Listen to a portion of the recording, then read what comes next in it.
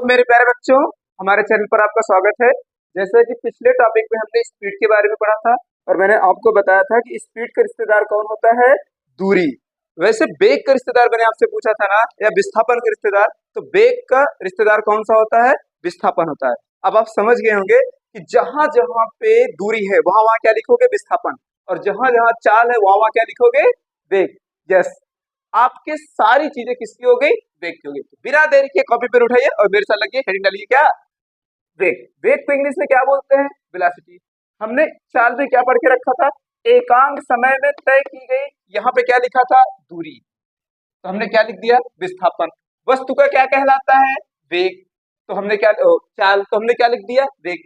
तो हमारा क्या हो गया, एकांक समय में तय किया गया विस्थापन वस्तु का वेग कहलाता है। आगे बात समझ में, कि जहां जहां दूरी है वहां वहां क्या करेंगे, विस्थापन, और जहां जहां चाल है वहां वहां क्या करेंगे, वेग। सारी चीजें किसकी हो जाएंगी, वेग की।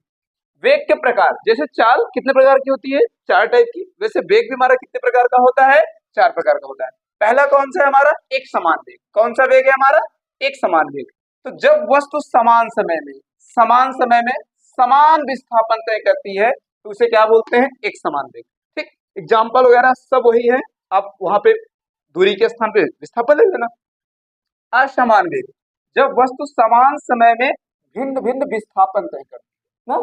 और तात्कालिक वेग, जब किसी वस्तु का वेग किसी क्षण मापा जाता है तो उसे क्या बोलते हैं, तात्कालिक वेग। औसत वेग, जैसे वहां था ना, total distance by total time, वैसे यहाँ पर है किसी वस्तु द्वारा तय किए गए कुल विस्थापन। कौन सा, कुल विस्थापन तथा कुल समय के अनुपात को क्या बोलते हैं, औसत वेग। और औसत वेग को किससे लिखते हैं, जैसे औसत चाल को वी बार से लिखते थे, वैसे औसत वेग को किससे लिखते हैं, वी बार से लिखते हैं। तो वी बार बराबर total displacement by total time, मतलब कुल विस्थापन बटा कुल समय।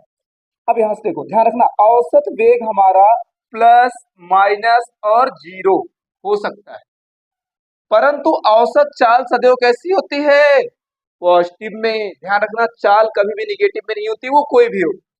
यदि वस्तु एक समान चाल से चले तो उस वस्तु का जो औसत वेग होगा वो प्रारंभिक वेग प्लस अंतिम वेग बटा 2। सबसे ज्यादा इस वाले फार्मूले को आप याद रखोगे ना, सबसे ज्यादा इस वाले फार्मूले को आप क्या करोगे, याद रखोगे, कि जब वस्तु एक समान चाल से चल रही होती है तो उसका औसत वेग प्रारंभिक वेग प्लस अंतिम वेग बटा क्या होता है, 2 होता है। क्या इतनी बात समझ में आई, ठीक। चलो आगे देखते हैं ना, क्योंकि वही सारा गेम है, तो आप बहुत ज्यादा इसमें परेशान मत होना। अब हम लोग बात करते हैं थोड़ा बहुत चाल और वेग को मिलाकर के।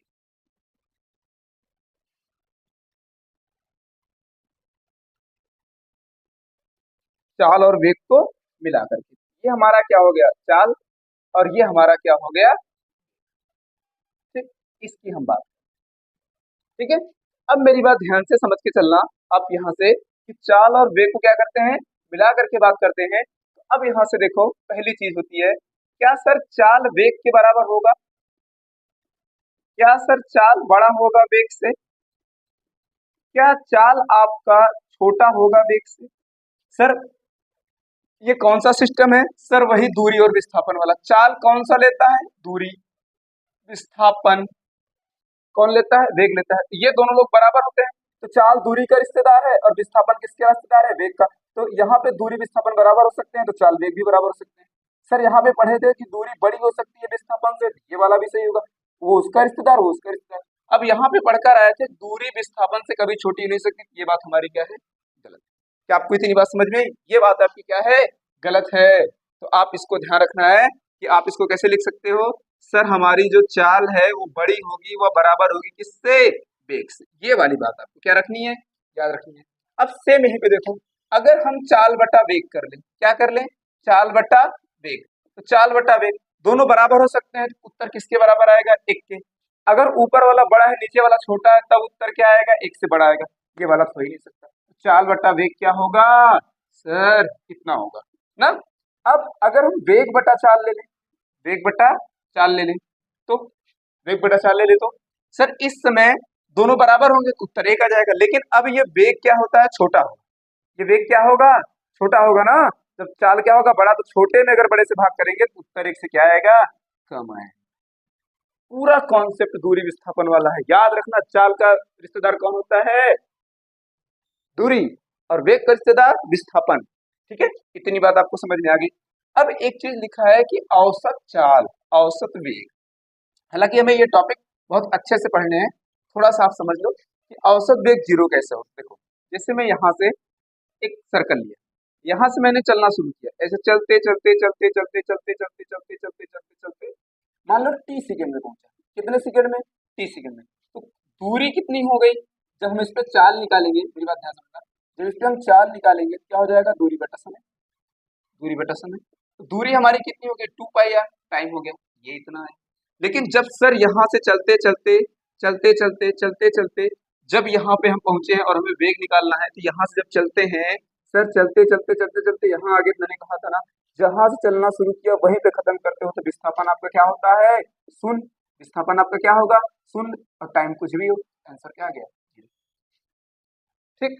तो ऐसी सिचुएशन पे चाल हमारा ये है, वेग हमारा ये है, और जब एक समान चाल से चल रहा है या टोटल डिस्टेंस बड़ा टोटल टाइम, तो वही हमारा औसत चाल है। तो इस सिचुएशन पर औसत चाल कहो या वेग कहो, औसत वेग कहो, ठीक, ये क्या हो जाएगा? जीरो। इतनी बात समझ में आई। एक पॉइंट और आप नोट कर लेना थोड़ा सा कि सर, जब हम मान लो हम यहाँ से यहाँ गए, ए से सी गए, ए से कहाँ गए? सी। ये कितना था? 3 किलोमीटर। ये कितना था? 4 किलोमीटर ना। अब मेरी बात समझो कि अगर ए से यहाँ गए और हमें 3 घंटे लगे या 2 घंटे लगे, कितने घंटे लगे? 2 घंटे। आपसे कह रहा है चाल बताओ, तो चाल बराबर क्या होता है? दूरी बटा समय। दूरी बटा समय, तो दूरी कितनी हो गई? 4 3 7, समय कितना हो गया? 2, उत्तर आ गया 3.5 किलोमीटर पर आवर। लेकिन जब आपसे वेग की बात करता है, मेरी बात ध्यान समझना, तो वेग का मतलब होता है विस्थापन बटा समय। कौन सा? विस्थापन बटा समय। अब देखो, ये इसी 2 घंटे में ये जो रास्ता बना है, यही विस्थापन है हमारा। तो हमारा विस्थापन कितना हो जाएगा? सर पहले पढ़ चुके हैं, 4 स्क्वायर प्लस 3 स्क्वायर कितना हो जाएगा? 5। क्या हो जाएगा? 5 किलोमीटर। अब मेरी बात समझो, यही 2 घंटे इस रास्ते पर चलने के कारण ये वाला रास्ता बना है 5 किलोमीटर वाला। सोचो मेरी बात, अगर मैं 2 घंटे से कम चलता, मैं 2 घंटे से कम चलता तो यहाँ कहीं पहुंचता, तो क्या ये वाला रास्ता बनता? अगर उससे भी कम चलता तो ये वाला रास्ता बनता, और ज्यादा चलता तो क्या एक नया रास्ता बनता? हाँ सर, ये जो 3 किलोमीटर और 4 किलोमीटर ऐसे चले हैं इतने ही समय में, तो ये वाला रास्ता बना है, तो इसका विस्थापन कितना हो जाएगा? 5/2, 2.5 किलोमीटर पर आवर। अब बात समझ में आ गई?